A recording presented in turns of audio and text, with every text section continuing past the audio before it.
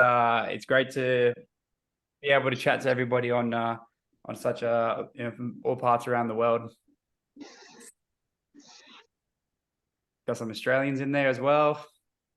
Wow, there's almost no double ups. This is going to be a lot of fun, I think.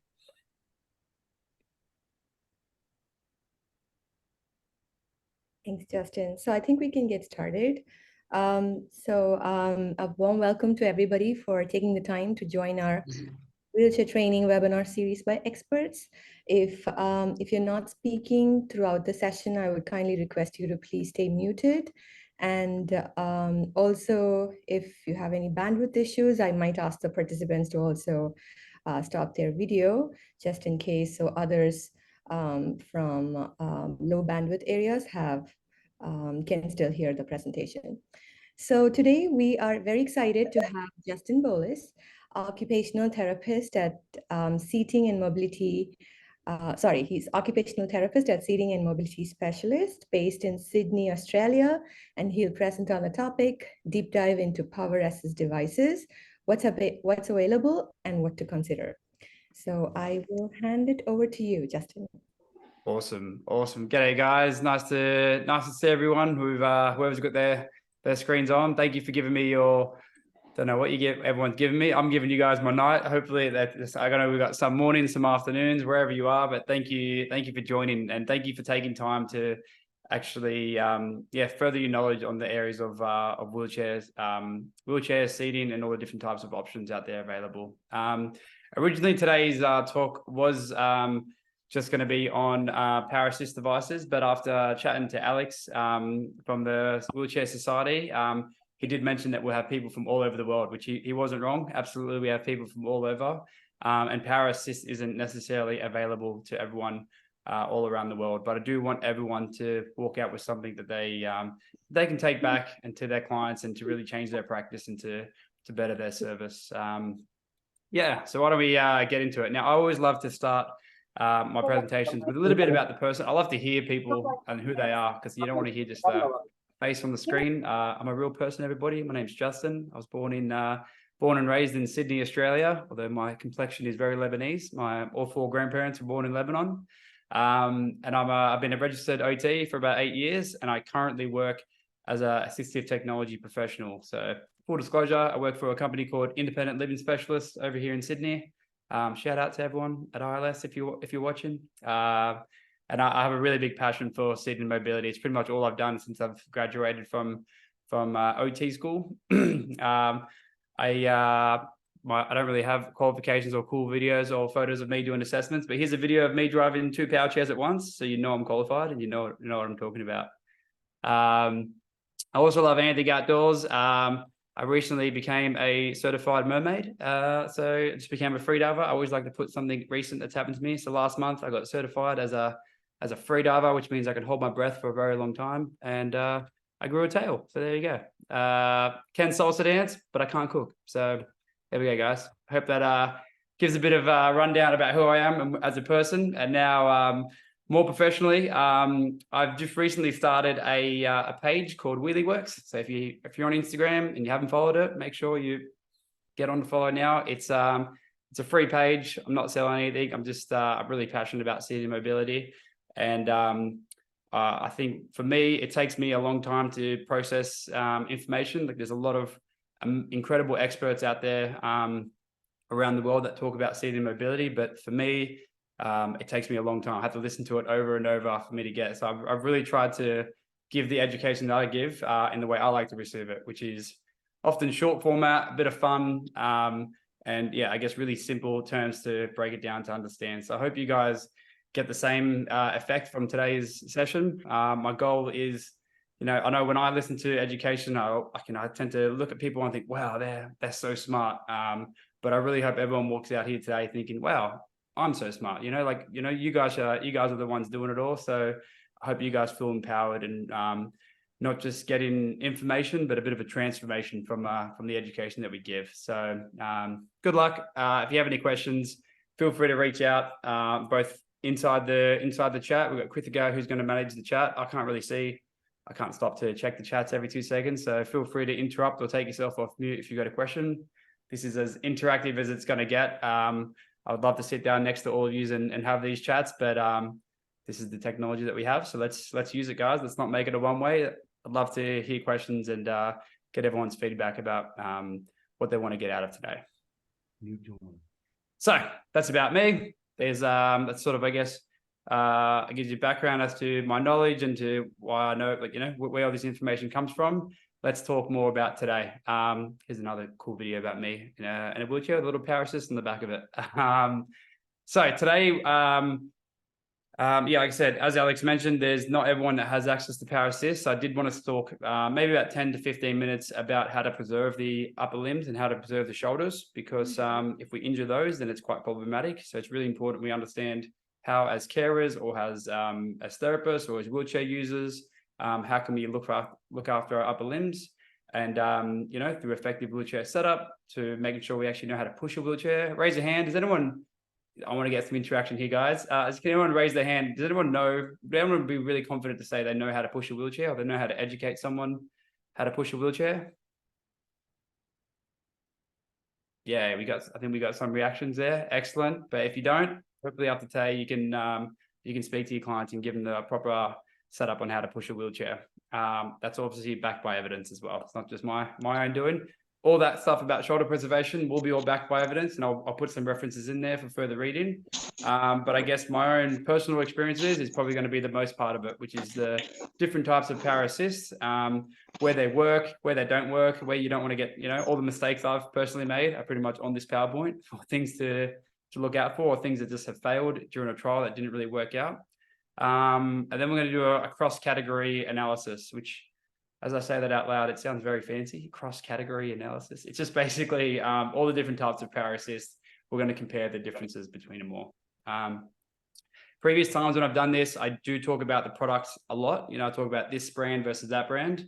I don't want to do that too much because we all work with different brands and we all have different, you know, access to products. What I really want everyone to get out today is just general concepts about each different type of power assist, and then you can apply it to whatever tools and resources you have back in your home country. Everyone excited? Yeah, I can hear you guys. I can't hear the microphone. You're on mute, but I bet everyone's screaming. All right, guys. So the first thing we're going to do is talk about the shoulder. Now, the shoulder is a ball and socket joint, similar to your hip joint, but unlike your hip joint, it's even more mobile, right? So you compare your shoulder joint compared to any other joint, right? Compared to your fingers, right? Your fingers can pretty much go like this. They can go like that. And they go in, out. That's pretty much it, right? Or your knee, you know, can go up and down, can twist a little bit, but your shoulders can do everything, right? They can twist up, down, back, forth, you know, do circles, flex, you know, whatever, pretty much all types of body movements your joints can do, your shoulders can do it. So they're awesome, right? They're really, they're incredibly a highly mobile joint, which is great for reaching, it's great for activities. You know, that's how we've evolved. So even though it's a ball and socket joint, similar to our leg's filled with big, thick bands of muscle and ligaments. So it's very stable, right? So that's designed for jumping and designed for heavy loads like running, walking, jumping. Our shoulders, not so much. I can tell you that because I've also recently picked up surfing, and I can tell you now the shoulders are not designed as what they call prime movers. So they're not really meant to be the muscles that are moving your body. They're meant to be stabilizing muscles, and they're meant to be mobile muscles. So because of that, they are at risk of rotator cuff injuries, excuse me, if you're trying to use them as a means of propelling yourself. So you imagine you're trying to push a wheelchair. That's a lot of load to put on some tiny stabilizing muscles that weren't designed for that. So this is why we need to look after them. And probably the best resource I've ever found is this document over here. I encourage anyone who is working with someone with wheelchairs and you're trying to prevent shoulder injury to have a good look at this document. It's quite comprehensive, but it's very easy to understand. They've got like a really good summary page to start up with, and it goes into more detail on about all the different types of research and education that's done on preserving shoulders. I'm going to talk about 5 aspects of that. One of them being reducing the load, reducing the amount of resistance on the shoulder, and there's a lot of evidence around that in this Resonant position paper on ultralight manual wheelchairs. So if you are a research person, if you like to look at documents and all that kind of stuff, I definitely encourage you to take a screenshot, or they'll be in the references later of these two documents. And these two documents formulate a lot of the evidence that I'm going to be talking about today. Awesome. Any questions so far? Awesome. All right. So the first thing we're going to talk about is the wheelchair propulsion techniques. So there's a few different types, and there are different uses. There's no one right way. Well, there is, but there's different ways that people do for different reasons. So we'll talk about that. We're going to talk about the key areas of effective wheelchair setup. That's pretty much a whole topic in itself, but I'm going to focus on some key measurements and key setup opportunities on a wheelchair to make it as effective as possible for pushing. We're going to talk about how to care for your upper limbs, and more, I guess, more the exercise physiologists. I'm not sure what everyone calls it around the world, but we have exercise physiologists that focus on this area. So I'll touch on that lightly. We'll talk about how to reduce the amount of resistance. So when you push, the less resistance you have, obviously they're going to be better for your shoulders. And then lastly, and mostly, we'll be talking about power assist devices. Awesome. All right, guys. So the first part is talking about how to push a wheelchair. So the first thing you want to do when you're coaching someone on how to push a wheelchair, it sounds silly, but you do want to make sure that their arms are as far back as possible when they're about to push the wheel. The reason being is because you want to get as much row and as much movement as possible. The goal is to do less pushes, if you're trying to get a distance from A to B. And I always think of when I was younger, I remember I was cutting a piece of wood with a saw, and I was cutting it like this. I don't know if there's any tradies or handy people out there, but I was cutting it with like short strokes. And my dad was like, you need to do long strokes. You need to go like this. And that's like, and it was so much faster, and it was so much less effort on my arm. And I remember that as a kid. And even as I think about wheelchairs is the same thing. You don't want to push like this, because that's forward, back, you're losing momentum. So you want to do nice big pushes. And the best way to start doing that is to start at the back and use the whole length of the push rim. So we want to do long and less frequent pushes, and we want to coast as much as possible. There's a great YouTube channel called Wheels Here Walking, and this gentleman does a great video of this right here. So of the wheelchair styles you can see, he's actually doing like the last one. So you see the double loop over, he's pushing and he's kind of making a little circle at the end, and he's coming back around. That last image that you see.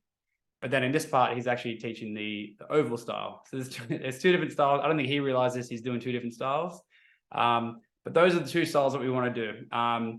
Because those are what gets the best momentum. And the problem with doing the first one, so you see the first one on this logo over here. Let me get my laser pointer, guys. This one over here. This one's called the arc push. This is probably what most people do. Some people call it the granny push, where they push and they go like this. Now there's two problems with this type of push. When you push like that, one, you've often got your hands on the push rim even as you come back. So it's like you're kind of applying the brakes every time you push. So you push in, and then because your hands are still on the push rim, you're creating resistance, and then you push in, creating resistance. So that's not a good way to do it. Another reason why it's not so good is because as you're grabbing the push rim, you're grabbing the push rim with your hands going this way, and the wheels are trying to go this way. So there's an opposite force happening. So you're losing momentum, you're losing the flow. What you want to do is, one way or another, is you want to come from grabbing the wheels from behind you. Keep grabbing it from behind you, and then that way your hand's going this way, the wheels are going this way, chair's going to roll beautifully. So whether you do that with a semicircular motion, we have a question? No? Awesome. Whether you're doing it with a semicircular motion, I call it the choo-choo train. So I always say to the clients, like, even I work a lot with kids as well. So I always say, kids, get your hands, and I do a hand over hand action, and I say choo-choo train, round and around and around. Where the double loop over, so the one on the far right, this one over here, this is kind of like your power push, because if you imagine, if you push hard, kind of naturally your hands are going to do that little thing that he's doing there, because he's pushing a bit harder, and naturally that double loop over propulsion.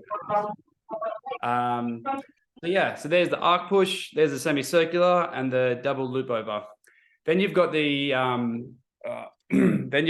single loop over propulsion, which is basically when people push like this.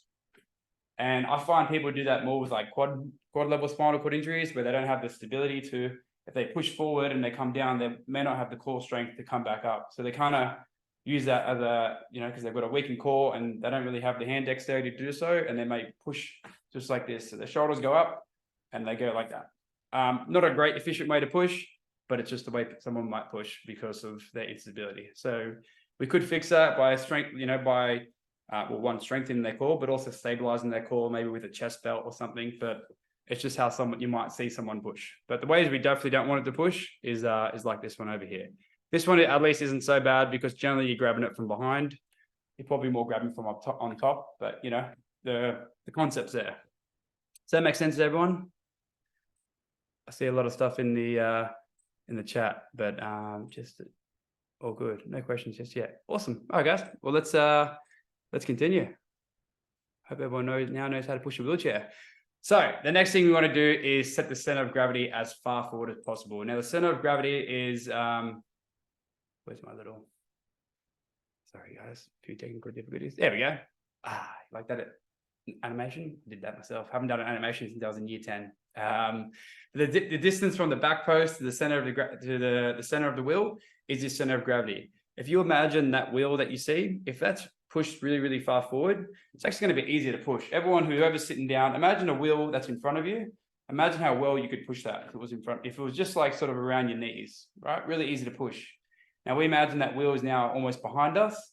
How much speed do you think you'd be able to get if your wheels are all the way back here? So there's a bit of a balance between how far you want to go forward, because if you go too far forward, what happens is the chair becomes really unstable. Like, right, you push, all your weight is now behind this axle point, and then the chair gets really tippy. Now, for some people, that's fine. For some people, not so fine. So we need to find a balance of what center of gravity works well, but the general goal is to set it as far forward as possible. We also want to set another cool animation, guys. I hope everyone's proud of that. Another one is the seat width. So again, if you imagine, I always like to think of exaggerated terms, so it sort of comes to, so everyone can understand it.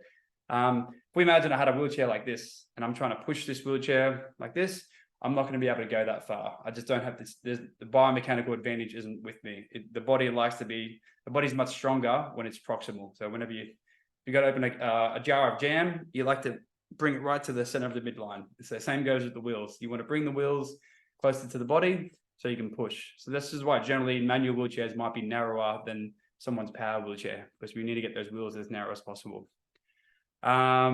And then we also, not that one. We also want to promote a great seat posture. So you imagine everyone, whoever's sitting slouch right now, if you try to push with a bad posture, if your core's not right, then you're not going to get as much bang for your buck out of your shoulders. Your shoulders aren't as strong. You can't. The range isn't as high. You're not as strong as it, so you're not going to go as far. So it's really important that we get hips back, or hips stable, body stable, core stable, so we can push up and away. And the last one is the.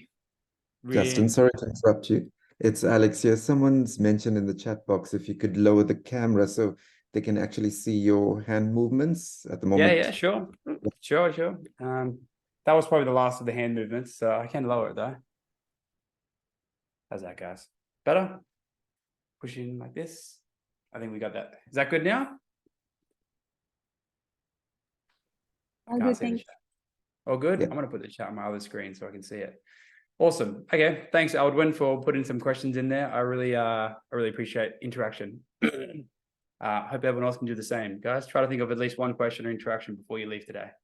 Sorry about that. That's a bit, I need to fix that. Anyways, so reseat the floor height. I just want to touch over this a bit more. So if you're too low in the wheelchair, too low in the wheelchair means the seat's lower and the wheels are essentially higher, right? So if you're too low in the wheelchair, you're going to be elevated shoulders and you're pushing like this. Not great, right? And you don't want to be too high, because imagine you're very, very high and you've only just touching the wheels, like that guy over here on the right, and you're not going to get that much range in your push. So there is a sort of a just right, like Goldilocks and Three Bears. There's a just right position that we want to be. And that is between 100 and 120 degrees in the arm. Now, if you're like me, not good with numbers, not very smart. Another way to judge that is by doing having the middle finger touch the axle of the push rim.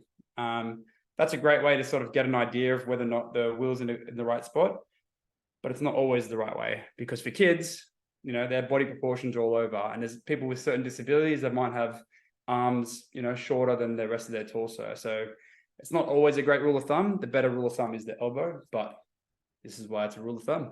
I don't really know what a rule of thumb means. I don't know the background of it, but probably means something, but not perfect. So there you go. Is that making sense, everyone? Abbas, feel free to ask the question now, or you can save it towards the end. The third part is to look after your upper limbs. So I'm not an exercise physiologist. I'm not sure, again, what everyone calls it around the world, but that's probably their stomping ground domain. But essentially, the main thing that you want to do is basically strength and mobilize, right? Same for all of our body problems. If you've got a bad knee, you've got a bad back, your physiotherapist is probably going to tell you to make it stronger and make it more flexible. So not rocket science, but that's a very important part to incorporate. And those resources that I mentioned earlier, talk about that. Talk about progressive overload, making sure it's personalized. But the reason why I put it in this, because I want people to think that a wheelchair isn't necessary. A wheelchair and your mobility isn't the form of strength and flexibility exercises. The same way where I don't have to run to go to the shops. I don't have to run to go to my car, to go to the bathroom. Running for me is a choice. And that's how I want everyone to sort of see mobility as. Mobility is almost a right that we all have. It's not always accessible to everybody, but we shouldn't be using mobility as a form of exercise for everybody. It should be a choice that people engage into. And it's a very recommended choice. I love, exercise and staying healthy. But I wouldn't give someone a wheelchair device because that's how I want them to keep fit. They definitely should keep fit, but you should keep fit in a safe way. That's not this, because your shoulders aren't designed for that. You should keep fit by having progressive overload and controlled overload. What that means is if I can lift 50 kilos, then next week I weigh 51, I can push 51 kilos or 52. But if you're in a wheelchair, one day you're pushing, let's just say 10 kilos worth of weight, but you're going up a hill and now you're 65 kilos and there's so much variability. There's no way to properly measure it. So it's not a very smart way to keep someone fit. It's obviously good. There's a element to it that's healthy, but engaging in a personalized program is a much better way to maintain someone's health. Justin, we have a question. Sure. Oh, sorry. Okay. I'm just gonna read out the question in the chat and then hand it over to Abbas. I think he has a question too. So a question from Samantha Moss: does this rule apply for people who won't be self-propelling and using a power assist device only? Do you mean this rule over here, caring for your upper limbs? Can you confirm, Samantha? But if it is this one, does this rule apply for people who won't be self-propelling and using a power assist? Yeah, definitely you should be still looking. Looking after your upper limbs probably isn't as important. Looking after your body is important. Looking after your upper limbs is going to be important because it's the main form of everything that you're doing, right? So when depending on if they're doing transfers or if they're using their shoulders more than a typical person, then yes, absolutely incorporating some sort of strength and mobility program for your shoulders is going to be important. But thanks, Justin. Just maintaining your whole overall body strength and flexibility is going to be important for people in wheelchairs because, like I said, like for all of us, if we don't live a sedentary life, if we're moving around, then that helps with our health. So for someone who does have to sit down, we all know sitting's the new smoking. We shouldn't be sitting down for long periods of time. So if you are sitting down for long periods of time, any sort of strength and flexibility program is going to be essential for the longevity of your health, right? Not just about your shoulders, but we're here to preserve life and maintain quality of life. So Samantha was referring to the rule of thumb for middle finger reaching action. Sure. The rule of thumb. Sorry, guys. I hope that people enjoyed that little rant. Anyway, the rule of thumb, does it apply? No. And this is where I do touch on it a bit later, but I'll speak about it now. The beauty of a power assist is all these little, why can't I go back? There we go. The beauty of the power assist is all this can sort of start to get thrown out the window. Well, not thrown out the window, but if we're concerned about center of gravity, like if someone doesn't have this ability to maintain a forward center of gravity, then that's great. That's where we can sort of sacrifice the optimal wheelchair setup because now we've got a power assist. So another example is if I've had a client who needed to reach, right? They need to sit higher on the chair. Let's go to this image over here. They need to be like this guy over here, which is not ideal, right? I wouldn't want to do that for them if they're going to push the wheelchair, all day, every day. But because they're using a power assist, we could forego that perfect setup because we have a power assist. Does that make sense? And that's the joy of power assist. We can sort of script the chair to suit the user. So if someone does need to be low to pick up things from the ground, if they need to sit in a bit more slope or, sit in a particular way, we can do that now because of power assist. We don't necessarily need that perfect optimal setup. Thank you. And I know Abbas Razil had a question. Go ahead, Abbas. Yeah, sorry for the interruption. That's right. I'm just gonna give you like a short background. My name is Abbas. I'm a founder and CEO of New Park Surgical. We sell mobility equipment. We have a lot of interactions a day. The issue in Pakistan is that a lot of people don't kind of realize the value of mobility devices, especially when it comes to manual wheelchairs. And the way we kind of want to make them shift towards manual wheelchairs as opposed to electric mobility devices, especially when they have, complete dexterity, flexibility, and strength in their upper body. So I just want to ask that, is using a manual wheelchair, does it not encourage a kind of active lifestyle in a person? Because if they're unable to walk, then that kind of what I feel as a as someone who like does that not like when you're in an active wheelchair, then you're walking but with your shoulders. I feel like that maybe really ignore that part the way I'm putting it, but like do you No, do you I think get that where you're coming from. Yeah, I think Abbas, this is what you're saying is what a lot of is what I hear a lot of users would say, and a lot of young guys my age that would say, no, I don't want to use that. I don't want to get lazy. I hear that a lot. I don't want to get lazy. And I guess shoulder preservation isn't about today. It's about the future. So I've worked with clients who not necessarily had that mentality, but are probably 65 now. Power assists weren't really a thing 40 years ago. They may have had an injury when they were 19 and they've been pushing themselves like a strong 19-year-old. Like I probably would if I didn't know about wheelchairs. I would be like, get anything away from me. I'm all about super motivational things and I can do anything, and that's great. But when you're 65 and now you can't do a slide board transfer because your shoulders have had so many injuries and surgeries, of course, then you're no longer, then again, the goal is always to keep people independent and healthy. So I fully appreciate what you're saying, that it does incorporate more of an active lifestyle, and that's what we want to do. But we want to encourage an active lifestyle in a safe manner. Right. I may have because I was in my head, I was going very specifically for younger generations or people that are capable of more movement and more strength. But then, I thought that was where the conversation was going. So I apologize for that.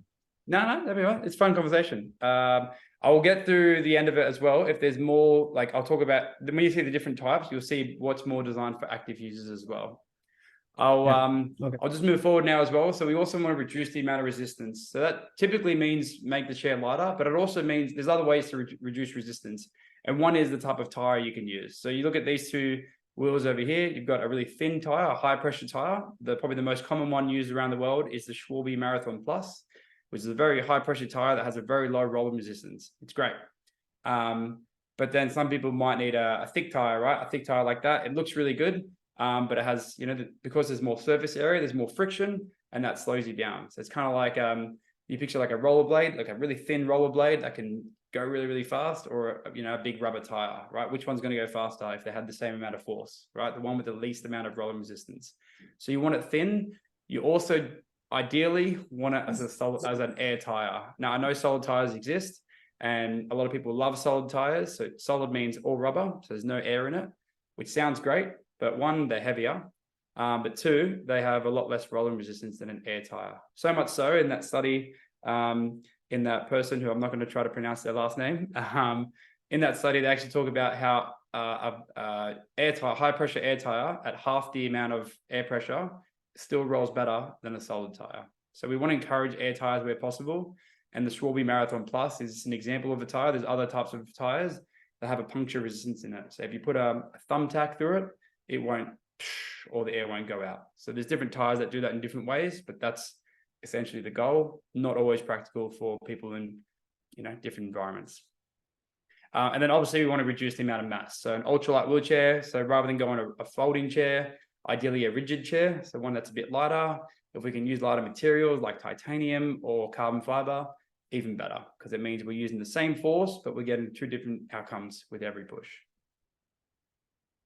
And lastly, power assists. Now, I put mountain bikes in there. That's a mountain bike with a power assist because I love mountain biking. I don't have a mountain bike power assist. Maybe I should protect my knees, but my legs can take, they can take heavy load. So I'm not going to get the power assist just yet.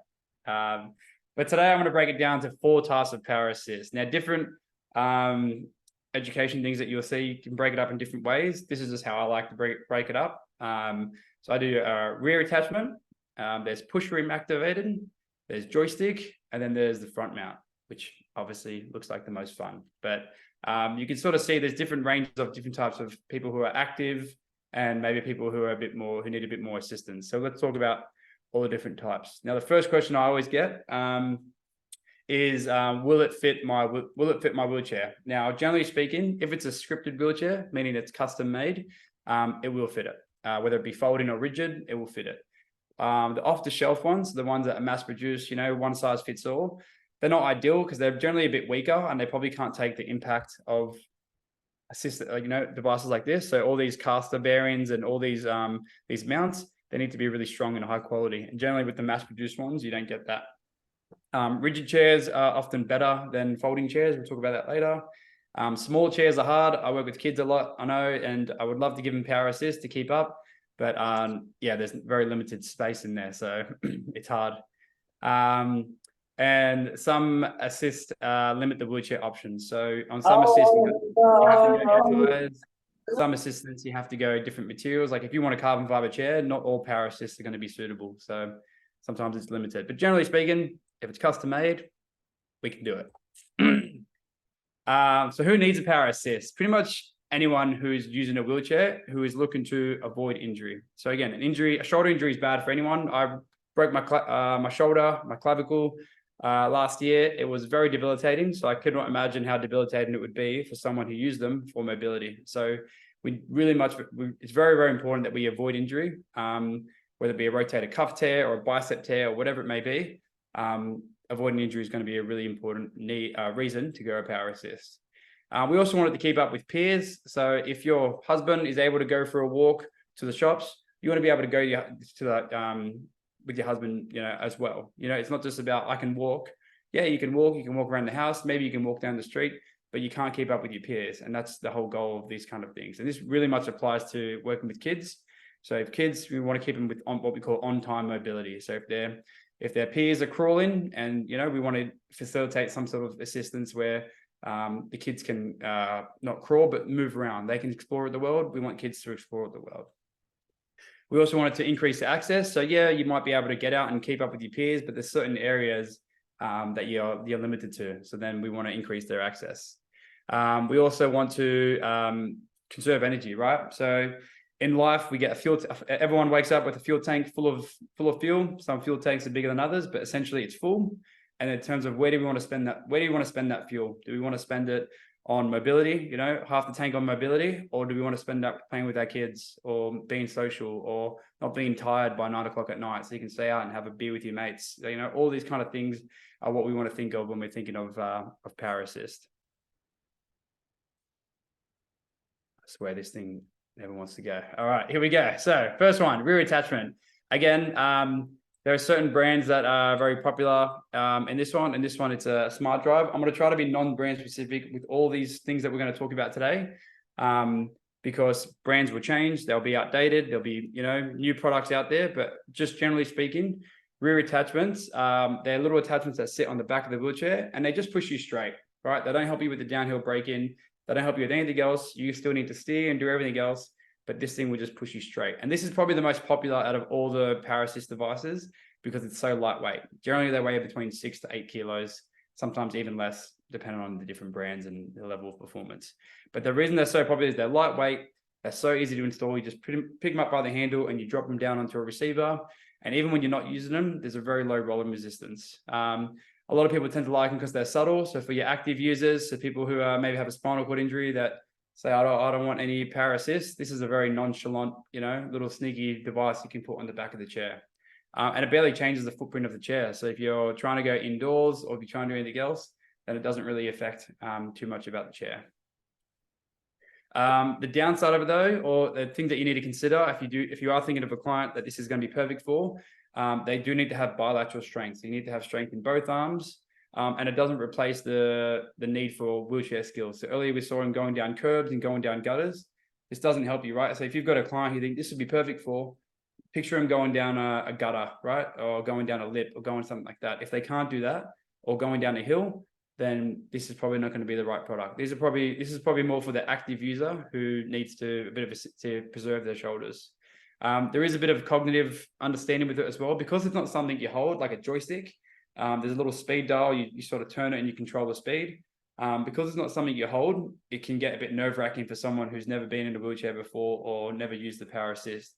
And, you know, they're driving and they're about to go into a wall and they freak out and they just grab on the push rims and the motor's going to keep on going and everyone freaks out. I've had plenty of trials like that. It doesn't mean someone can't use it. It just means, you know, there's a learning process, right? We don't all get our driver's license on the first day. It might be a process of a few weeks or a few months, but the best way to learn is a nice open environment. Another way to use it is, you'll see over here, so she's got something in her hand, that's a button. And that button, when this is one of my clients that I saw up in Cairns. If anyone knows Northern Queensland, it's a beautiful part of Australia. So when I was living up there, I had a client who was a perfect candidate for a joystick power assist, but she was very stylish. She was very much concerned of how things looked, and she didn't want a joystick. She was we went through the discussion and she just said, no way.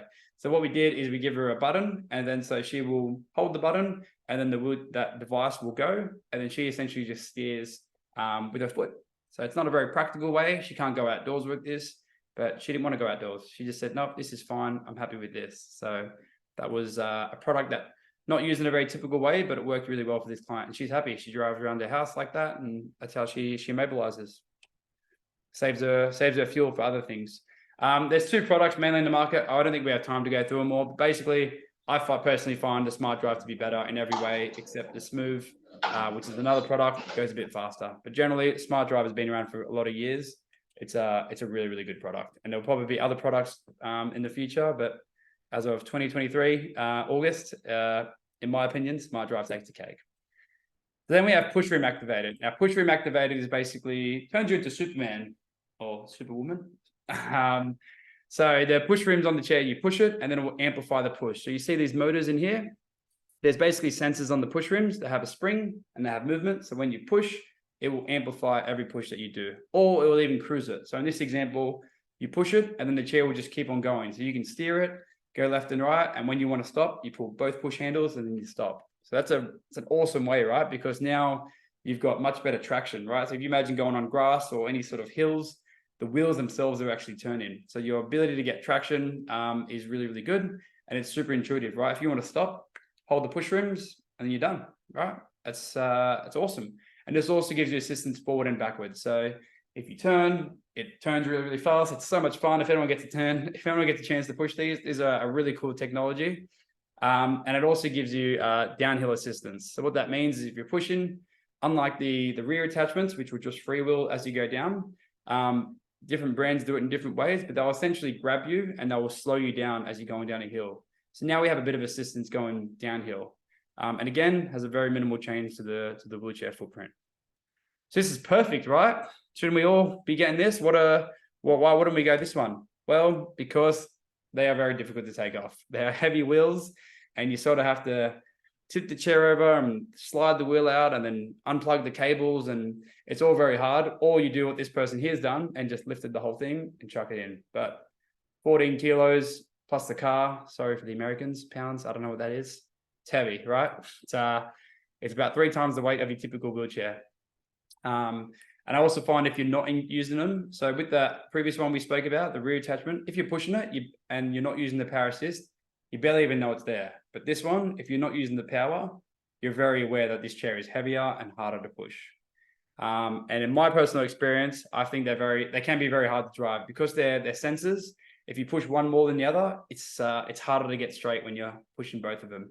When you're doing cruise control, not so much of an issue, but if you're indoors and you're trying to push one way and you push one wheel a bit earlier than the other one, and then they all just sort of goes off course. So difficult to transport, a little bit difficult to drive, a bit more of a learning curve. And yeah, not great when you're not using them. So yeah. 2 products, in my opinion. Alba has a lot more options, a lot more capabilities. We won't get in today because we are 20 minutes to go and I've got so much to chat to you guys about. I'll skip that one as well. You can put this on a tilt and space wheelchair. I wouldn't recommend it because I think if you're on a tilt and space wheelchair, the wheel, like the reason we talk why it's ideal, because if you're on a tilt and space wheelchair, that where your hand is on the wheel in relation to the wheel is often very far from where you want it to be. Plus, you've got a really heavy chair to push. So I don't recommend anyone in a tilt and space wheelchair to push, but it is an option if someone wants a bit of assistance to push around. But in this case, I think you're probably better off just using a joystick, which we'll talk about joysticks. So our third round is the joystick controlled. So joystick controlled, I like to break this up into two different types. So you have the option of indirect joystick power assist, and then you have the option for direct power assist. Now, indirect is basically when you've got a motor, like this one over here, which clamps onto the wheel or has an effect on the wheel, and then that turns the original wheel, right? That's awesome because it's so lightweight. You know, they're very easy to take off. The ergonomics of taking them on and off is really good, which I'll show you in the next slide. Or you've got direct power, which is when the motor's in the wheel and the whole wheel moves. So your traction, if you're on wet surfaces or going uphill, it's never going to slip out. It's never going to let you down. It drives a lot better. The options are a lot better. There's different ways of mounting the joystick. There's different programming options. There's different attendant control options. There's just a lot more you can do with direct power, but it's a bit more complicated to take off. So let's have a look. So this is an example of one form of indirect power assist. So you can see that someone's in the chair. It's very easy for a carer to come in, drop it onto the back, and then slide in the battery, and then away you go. There's a big anti-tipper on there as well. So there's not too much change to the footprint, except that big anti-tipper on the back. And then we go back to the direct style. So this one over here. So that's this one over here. And again, there's different brands and different styles. But generally the benefit of the indirect style is that they're lightweight and they're easy to take on and off. Where the direct is all about performance. So I'll show you that over here. So this is an example of an Albert E-Fix. It has these little anti-tip jack-up wheels, which help lift the chair up. And then you can slide the wheel out with two hands. Because if you didn't have those, like I mentioned earlier, it's very hard to take off a wheel while you're trying to tip it. And, you know, you might tip it with one side and slide your hand in and do all this. And so having this sort of feature is really helpful for a carer to slide the wheels out. Cool. So that's the two different types, but generally these are all the pros and the considerations for a joystick power assist. So the good thing is, if you've only got one hand, like my client that you saw last time, it's really, really good because you can just, if you've got like a hemiplegia, if you've had a stroke or you've got a certain condition where it affects one side of your body, then a joystick can be really, really helpful. What's also really helpful is that it has automatic brakes. So what that means is if you're driving, you're going down a hill and you're nervous or whatever happens, you just let go, you'll hear a click, and then the brakes will automatically engage. As soon as you let go of that joystick, the wheelchair is not going anywhere. And that's really comforting and helpful for people who maybe are a bit nervous around using technology or not, you know, you're not sure if they're ever going to get the other forms of technology. So just being able to let go is a really helpful way to use a device. Like I mentioned, it's got a minimal change to the wheelchair footprint generally. Like on this side, you can see it sticks out a bit further. The wheels go out a bit wider, but generally you wouldn't even notice, right? Unless you were really squeezing into places. And lastly, it's a really good form of energy conservation. So if energy conservation is really important, if our fuel tank is much smaller than everyone else, we don't want to be using that fuel tank for mobility, right? We want to be able, we don't want to have to waste it on just getting place to place.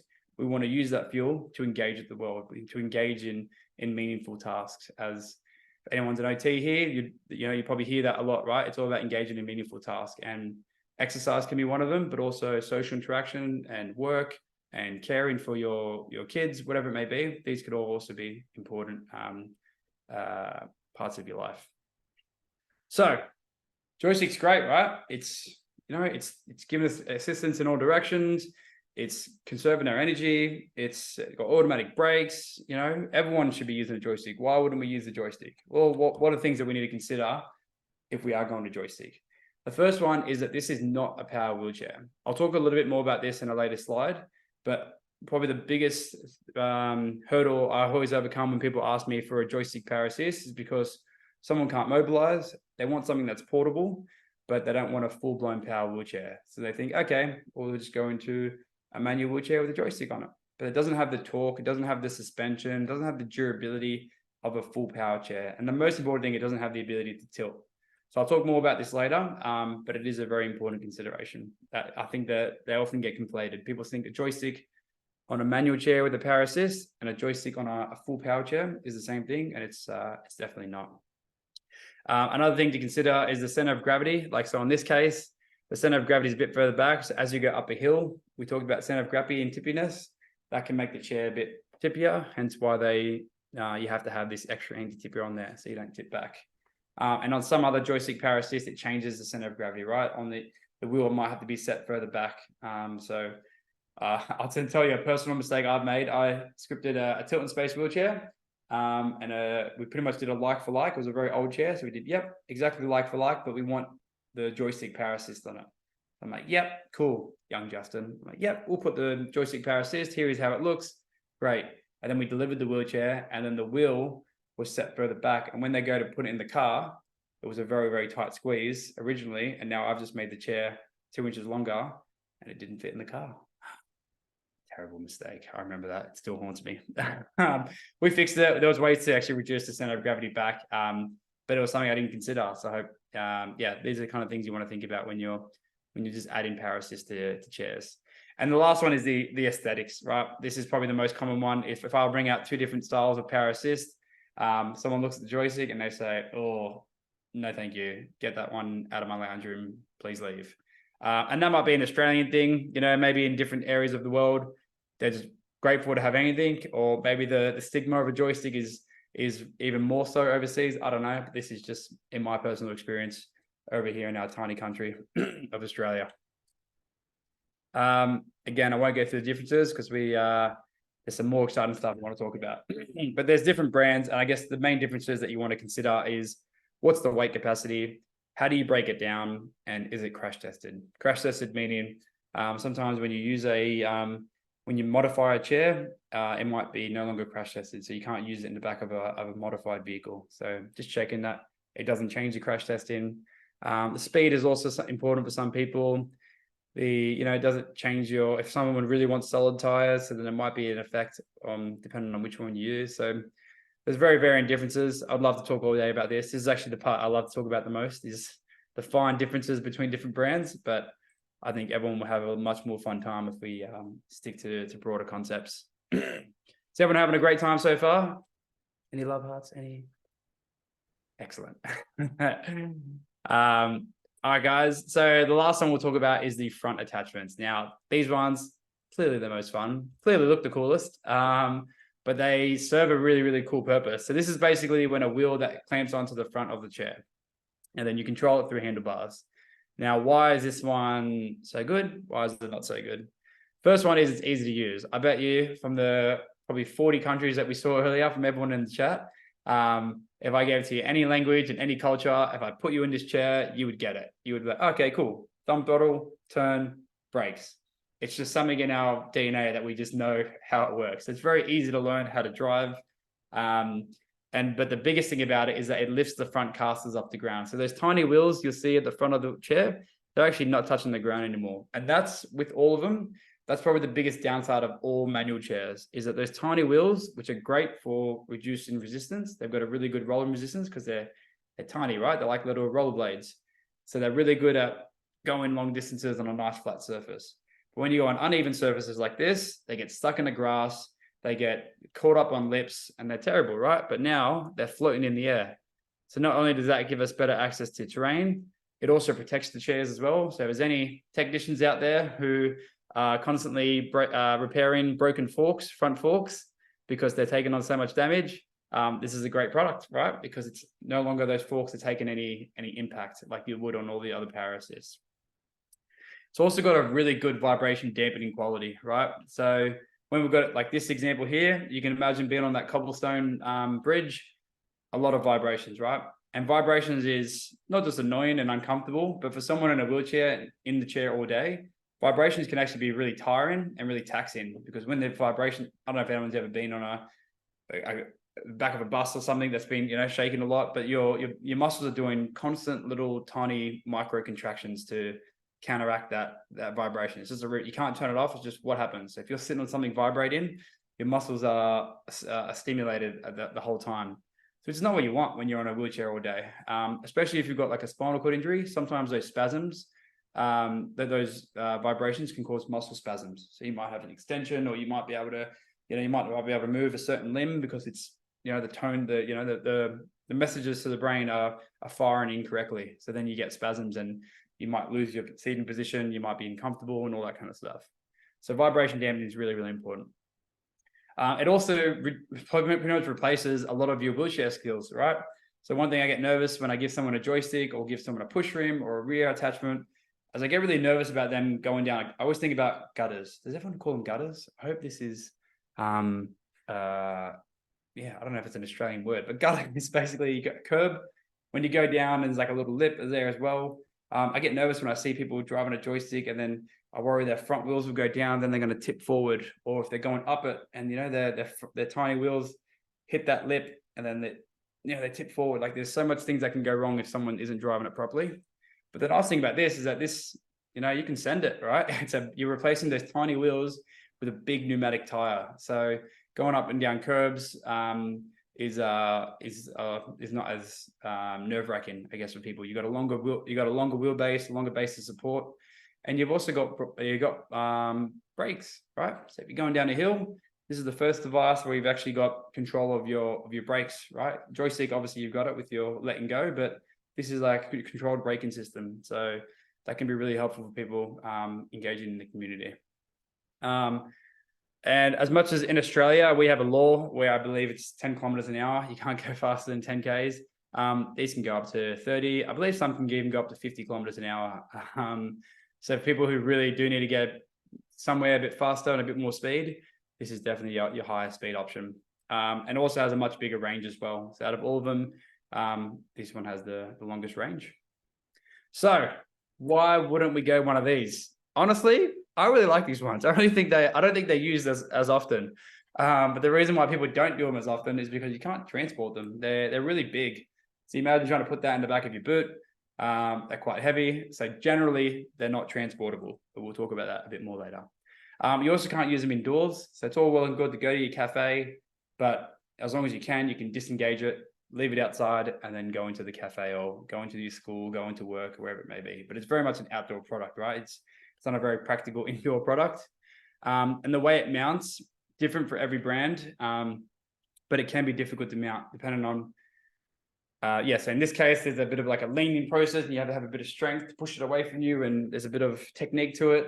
Other brands that have like, a few different pieces that you sort of grab a pole and you click it in and you do the next one, or there's different types of receiver. Every brand has different ways of mounting. So that is the difficulty of doing that. Can be a challenge for some people.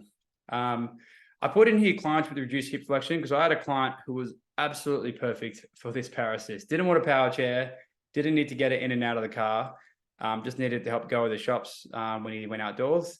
But he had cerebral palsy and he had such such reduced hip flexion. So he had crutches and he would sort of walk around with a bit of a hip flexion. But when he was in the chair, he just couldn't reach the handlebars. So we did everything we could to bring the handlebars closer, but it wasn't practical for him to drive because he didn't have that range in his hips. So it was unfortunate for him. But he went into that rear attachment instead, and he makes it work. But this would have been an absolute perfect product for him had he had the physical range to do so. Another thing that you want to consider as well is you want to make sure you got off-road tires on this. So you see how much impact those back wheels are taking. Those thin little wheels I told you that were really good for pushing, they would be absolutely destroyed on a path like this because they're too thin, right? There's not enough give, or there's not enough doughiness to it. So you want a big, wide, thick tire so that can take those impacts like that, so you don't bend your rim or get a puncture. And the last thing that you need to consider when you go in this is you want to test it. If you ever are testing it, don't just test it on a nice flat like this. Test it at the steepest hill that you can find, because the weight goes to the back wheels, if there's no traction in the front wheel, what can happen is that front wheel will just spin out. And you see people like trying to go up a hill, turning left and right, and they're kind of like, they're just burning out the rubber. So big ones like this are very capable of going up hills, but the more portable ones, not so much. Now, what do I mean by portable? This is pretty much the range of front-mounted power assist. You can go as tiny as this little carbon fiber one here on the left, or you can go as big as this monster on the right. Now, pretty much the benefits of the smaller one is it's easier to be transported. So if transporting is really important, then you can go something as small as this or something in between.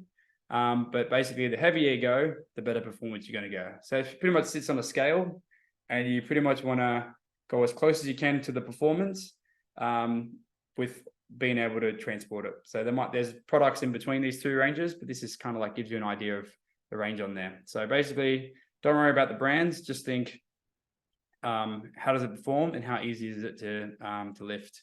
You also want to consider how does it mount and what kind of features and options it has. So some brands, if you don't have use of one hand, they might have like use of just one hand better than the right hand. So you might have all the buttons in one hand, right? So some brands have that, or some brands might have, if you don't have the ability to accelerate with your wrist, they might have a thumb one, or they might have ones where you can use your shoulders. So if you don't have fine motor skills, there's ones you can use your shoulders to accelerate. So there's different brands for different purposes. Okay, coming towards the end, guys. We've got about 10 more minutes before I'm going to get wrapped up.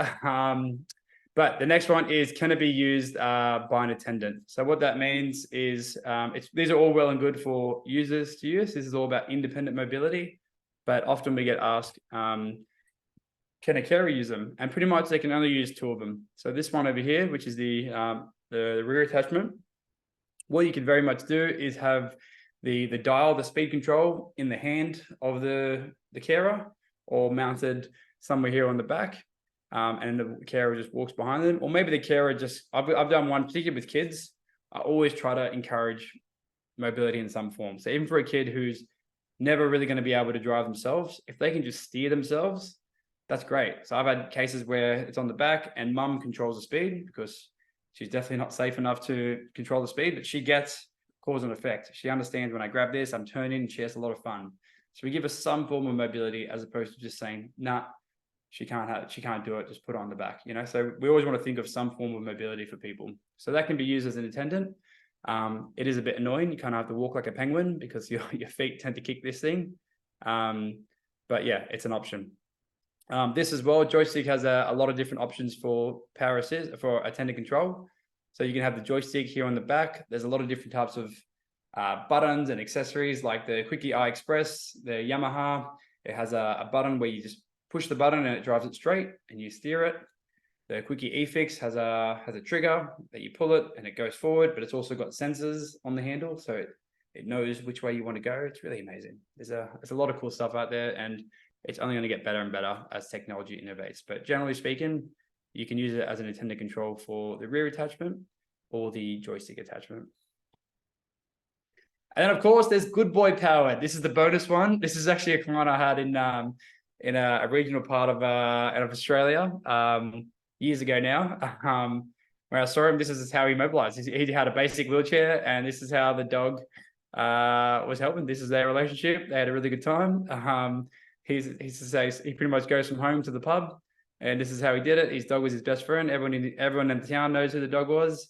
It was really, really cute. And it's funny, actually, when we delivered his actual chair, we gave him a rigid chair with a smart drive on the back of it. But because with this chair, the folding chairs have like a cross brace underneath it, so the dog would like stick his head and like sort of push it that way.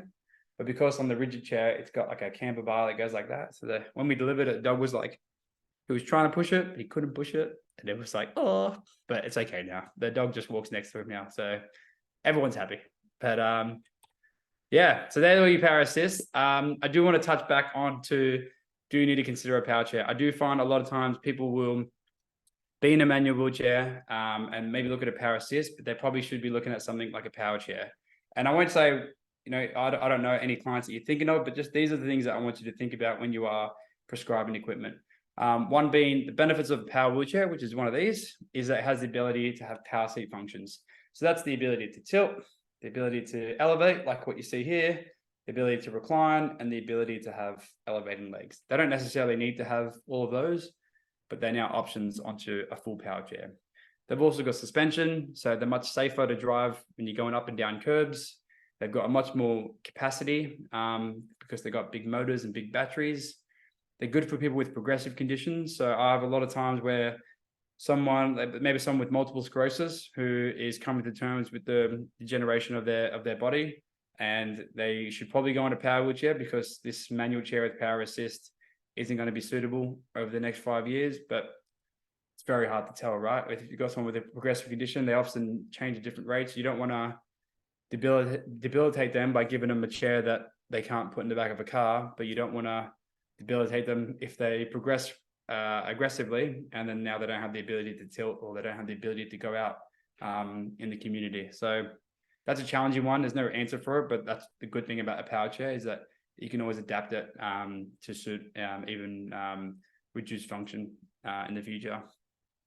You can also go as hard as you want on the seating system. So usually on manual wheelchairs, we're trying to conserve weight as much as possible. On a power chair, it doesn't matter, right? You can make a power chair out of bricks, right? It doesn't really matter because the motor and the battery is going to look after all of it. So you don't have to be so concerned with, let's not go too much on the seating system because we don't want to make it heavy. This time you can go as heavy as you want. And it is the ultimate form of energy conservation, because now you've got the ability to tilt, to stabilize you. So again, conserving the energy for more important tasks like safe exercise, social interaction, vocation to work, whatever it may be. But why don't we go a power wheelchair? Because you can't transport them, right? You can't just pick them up and carry them and put them into the car. And that's a big deal for a lot of people. You can use modified taxis or vehicles and things like that. But it's not accessible to absolutely everyone. Sometimes the aesthetics, again, this is another thing where people will look at a power chair and say, no, that's not me. You know, again, just the stigma, different cultures,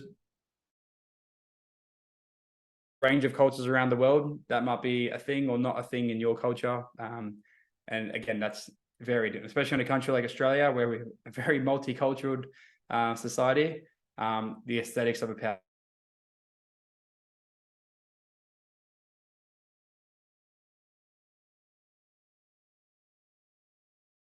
or nursing homes, sometimes they don't like power chairs because they think, no, that's too dangerous, or we want to be able to easily push them. Maybe someone's pushing some of the time. We want to be able to push them, and you can't really push these because they're really heavy. So not ideal to push. And lastly is the size. So people often actually think a power wheelchair is bigger than a manual wheelchair. It's not always the case. In fact, it's actually very rarely the case. So if you've got an 18-inch wide hip width, right? It's pretty common hip width. On a manual chair, you've got 18 inches wide, then you might have armrest, then you might have the wheel spacing, then you have the wheel, then you have the push rim, right? So the chair actually becomes a bit wider. As opposed to on a power chair, you're 18 inches wide and the wheels go underneath. So, and the turning circle, like on a mid-wheel drive, is like this, right? I didn't move anywhere. You can just pretty much turn on the spot. Do you like that? That's an awesome pirouette that just did. Timed it perfectly. You can just turn on the spot. So in indoor environments, it's actually often a smaller turning circle than on manual chairs. All right, guys, the final stretch. We're a bit over time, but I'm going to I just made this little graph up to sort of give everyone a bit of an understanding, think about chairs and where they all compare. So you're welcome to screenshot this after it all gets posted, or use it when you're with clients. But essentially the differences in all the different types of assistance is in all the different types of power assist is its ability to go downhill, its ability to go on soft terrain, it's how well it can replace your manual wheelchair skills, so going, popping wheelies and doing all that kind of stuff. How much does it conserve energy? How easy is it to transport? How easy is it to install? How much does it maintain its footprint? How well does it do indoors? And how easy is it to use? How fast does it go? So let's dive in. So these are just made up numbers that I used, but it's just to sort of give you an idea, right? I scaled them out of 10.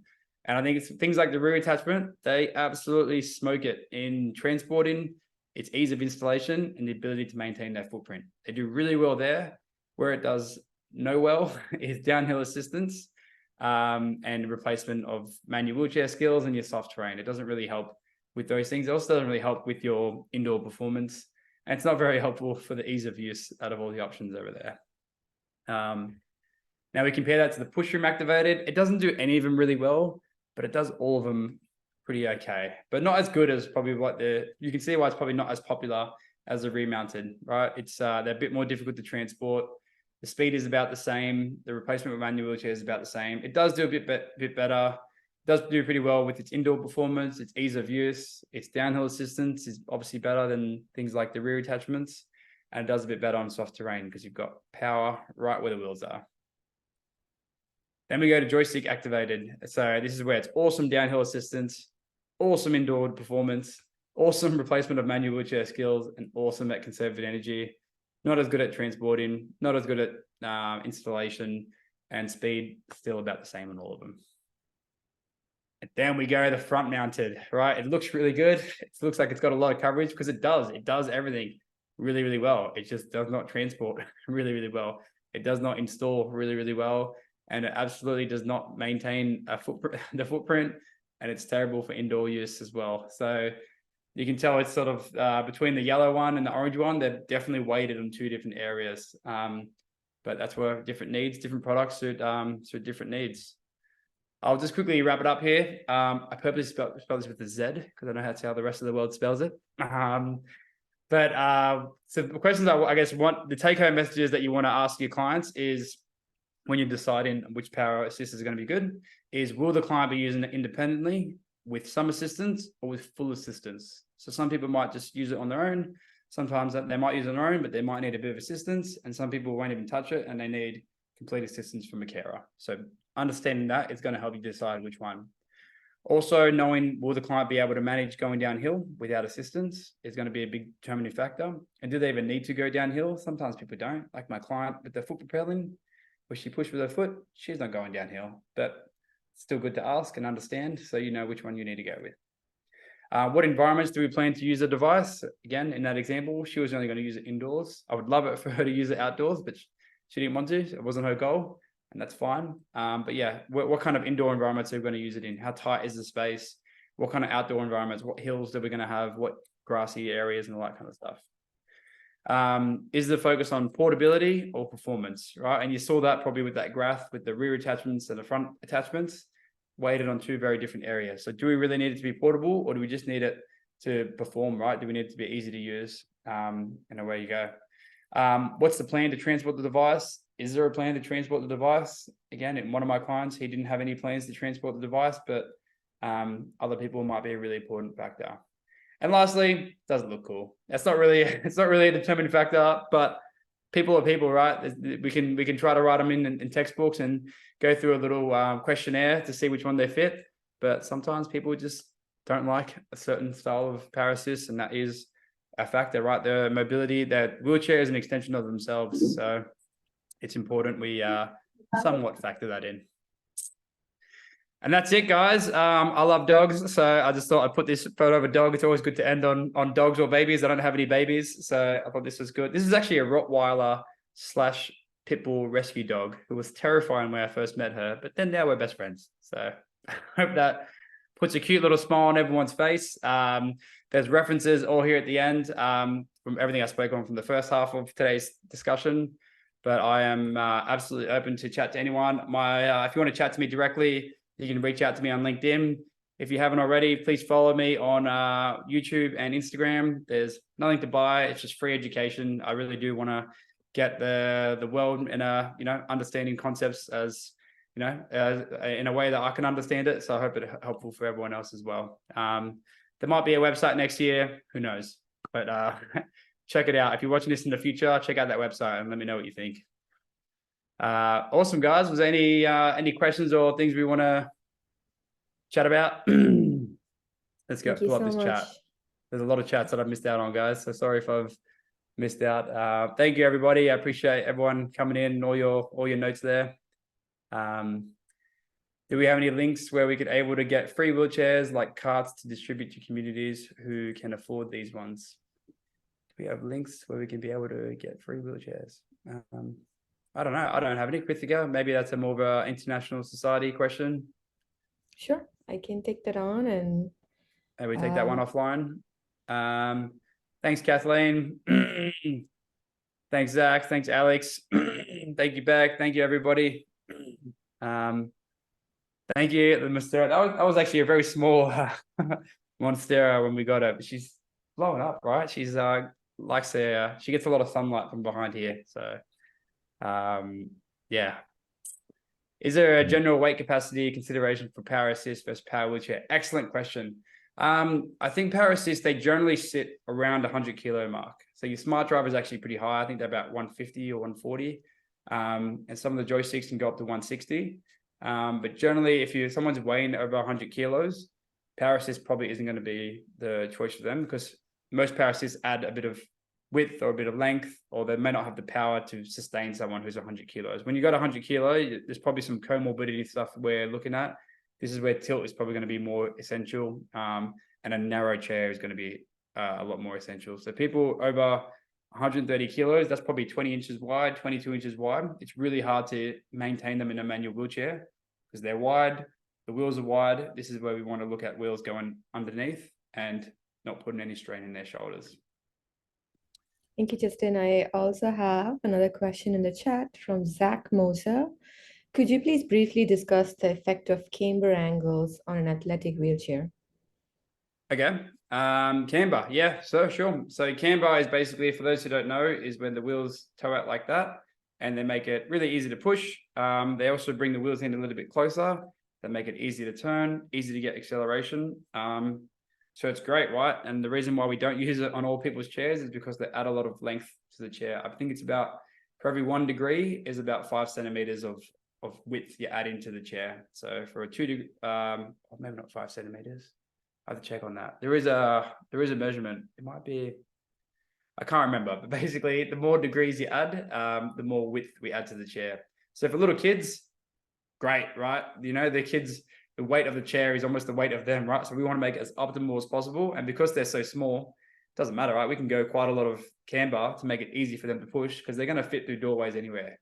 But once you get my size, if you put that much camber on my everyday chair, good luck getting into a bathroom stall or mobilizing around the house or whatever it may be. So it's in too much camber, not so good. If you're on a playing basketball, you know, you see those, they need speed, they need ease of pushing. Lots of camber is awesome.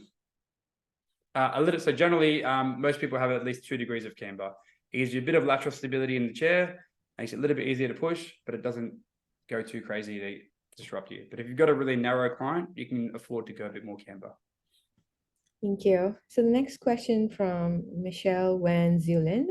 Are there any features to look in for in an off-the-shelf wheelchair that makes it compatible with the power assist device?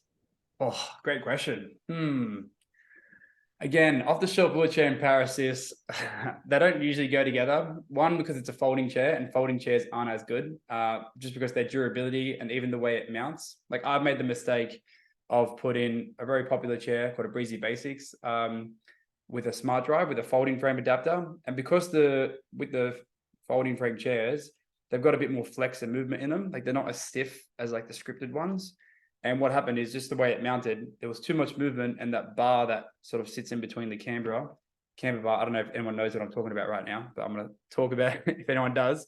Because of the flex, the device kept falling off because it wasn't stiff enough. Long story short, that was the mistake I made once, thinking that was going to fit because the client only had funding for a power assist. So I said, all right, let's put it on your chair. We trialed it around the block. It was fine.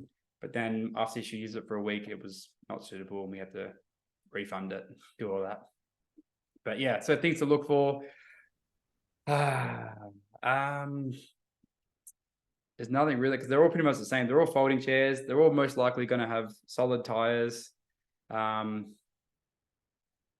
Yeah, I can't answer that question. I don't know if there's any sort of features. If anyone else knows in the chat, by all means, but I couldn't say there's any sort of features that you'd want. I guess just something that's durable, and big front casters, I guess, to make it even more durable. So there's less impact on the front of the chair. Thank you. So maybe we can take quickly 2 more questions. Emma Clifford has asked, how do you manage training and education for new users of rear attachment PA? Great question. Love these questions, guys. Big open environments is step number 1. So before you do anything, I can give you a lot of tips on how to drive them, but the first and foremost is get rid of the stresses, because there's something about trip rock, or what maybe everyone calls drywall, that just makes people freak out and they drive straight into it. Or, you know, painted surfaces. You want to get rid of all those things, because when we're stressed, our ability to process information is significantly reduced. So if we can go in a nice open area, maybe like a netball courts, basketball courts, an empty car park, that's going to be your first and foremost, most important thing to do when you're conducting training.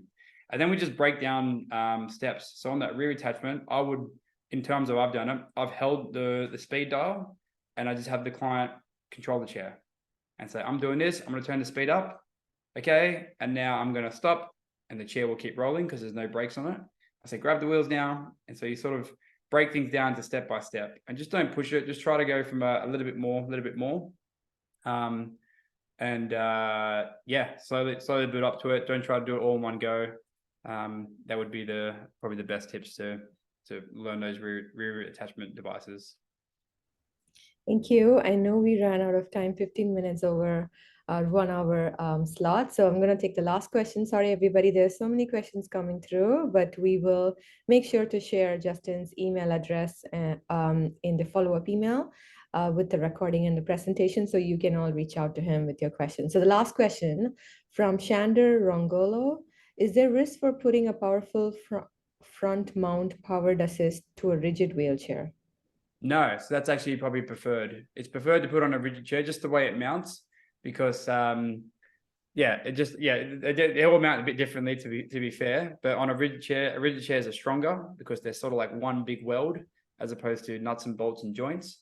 So it's stronger and often it's easier to mount onto a rigid chair, because with swing away chairs, we've got swing away with the folding chairs. You've often got swing away legs, and some of them mount onto the swing away legs, which it's not as strong to put it on that. So depending on what chair it is, what power assist it is, generally speaking, on a rigid chair is going to be better. Okay, thank you so much, Justin. Thank you so much again for taking the time to share this wonderful presentation and the learning experience. It was wonderful to hear all your great words. So any closing comments from you? No, that's it, guys. Like I said, if you have any questions, I do like talking about this stuff, as you can tell. So feel free to reach out on WheelieWorks, the Instagram page. You can message me there. So any questions, if you have specific clients you want to chat about, send in photos is also really helpful. Watch all the videos. There's all the videos on there also have a lot of good information.